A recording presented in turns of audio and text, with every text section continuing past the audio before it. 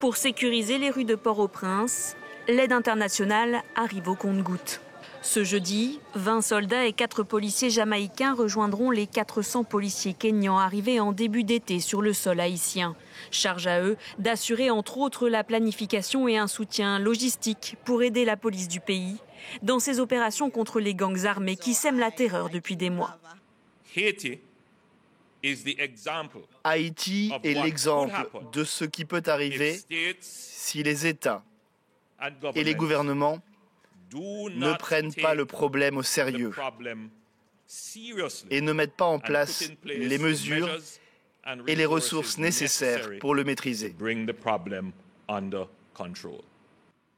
La Jamaïque s'est engagée à fournir un total de 170 soldats et 30 policiers. D'autres pays comme les Bahamas, le Bénin ou encore le Tchad se sont eux aussi engagés à envoyer des renforts sans préciser de calendrier. Cette mission soutenue par l'ONU et dirigée par le Kenya devrait coûter environ 600 millions de dollars par an. La majorité serait fournie par les États-Unis.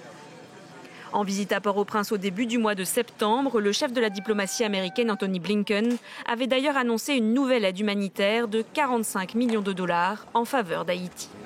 Les États-Unis sont résolus à soutenir Haïti, mais il en va de même pour de nombreuses autres parties dans de nombreux autres pays. Depuis l'assassinat du président Jovenel Moïse en juillet 2021, Haïti connaît des violences sans répit couplées à une grave crise humanitaire, économique et politique. Selon les Nations Unies, plus de 3200 personnes y ont été tuées entre janvier et mai de cette année. 53 000 ont fui la capitale Port-au-Prince sur le seul mois de mars.